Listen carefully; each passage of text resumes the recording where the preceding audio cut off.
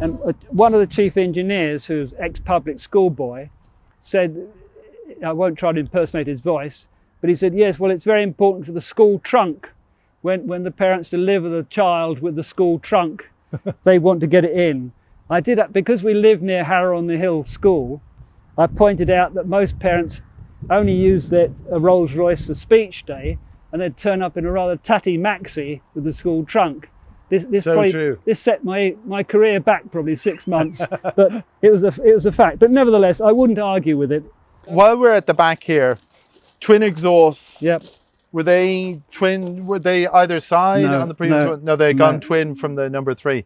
And the nameplate is Silver Spirit. Yeah. But it's actually the 4 IV, but Rolls-Royce wouldn't use that because it meant death or bad news in other languages. It was considered, I mean, when I was asked to look at an upgraded Corniche, I just said Corniche 2. So nameplates are incredibly important, and I would say that the quality of the plating and the enameling on this badging is fantastic, and the attention to detail. I know the guy who did the spacing.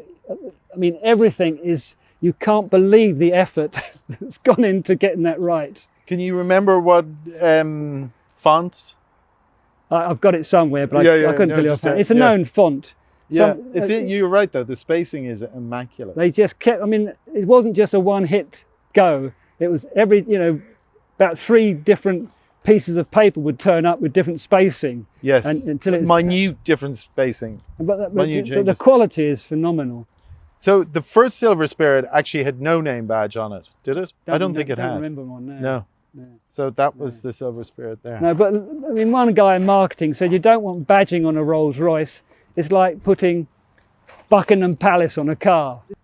A big issue was the fact that marketing and any sensible person wanted the boot shut to go right down here, because if people were trying to get heavy suitcases in, you didn't want them, or if even those at the gardening centre with a bag of whatever don't want to try to lift it over a big high sill.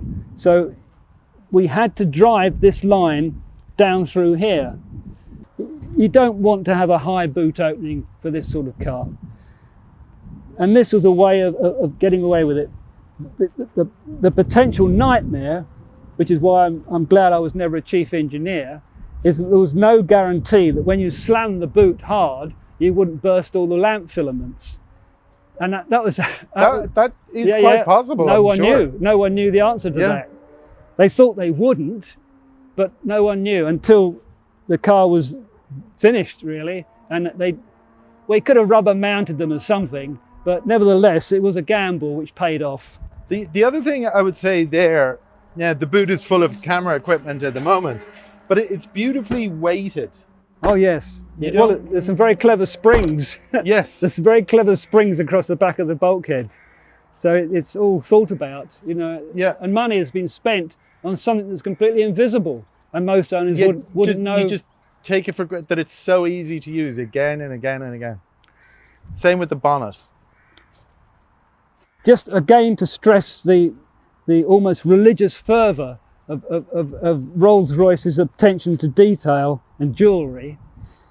Although I'd come up with this solution, my boss quite correctly said it lacks a little bit of sparkle. So originally I just had this lensing, and I did this approach, but I told him, I said, I just don't know how you can make it. He said, that's not our problem, it's not your problem. If we want it, engineering will make it. And they did. But I have to say that every time I see this, I feel guilty, because this is almost impossible. It's a solid brass section, drilled and tapped, and then screwed in from the back. It's unbelievably difficult to do and expensive. You know what I'm saying? From an industrial design background, I knew it was a nightmare to make, and I tried to communicate that, but the guy who told me, not your problem, he knew what he was talking about. It wasn't my problem, and you have to do this sort of thing if you want to make a Rolls-Royce. Yeah. So I was very impressed by him. Yeah. No, I only imagine the amount of work they must have had to put into that. Interesting also was the fact that talking about flat panels earlier, we were worried about people when they were shutting the boot of Camargue, they tended to shut here, you know, so they were pressing there. Well, we put this handle in and another handle there, but in actual fact people still use this, and there was enough curvature not to oil can. But yeah. all these things were, you know, people were standing around at viewings trying to think about it, because it's, in fact, is there almost a slight, no, it's fully, I thought there was a slight curve. The shadows are just so nice. It's strong enough not to have a problem. I mean, with a car of this vintage, if you like, to me that surface still looks perfect. Perfect. You know? Yeah. So this bright work is something I'm actually tempted to get hold of one of these as a spare and put it on the wall at home, because I know that is another work of art. It is. It's the art that conceals the art. And as a designer who had good training, I wouldn't have done it. But I knew how to make it look good, but I didn't know how to make manufacture it. Did they hate you for it, or well, did they go, "Oh yes"? Well, but if you talk to anyone about the fact that solid brass that's drilled from the back, then each individually is tapped and a screw put into it, no one will. Yeah. This is easy to take this sort of thing for granted, and most companies wouldn't have bothered at the time, because the car had been in production for a long time. And after all, this car was in production for 18 years, which is more than the Shadow. I mean, it's a long time to be in production. But one of the things which I'd always wanted to do was to do away with the front quarter light.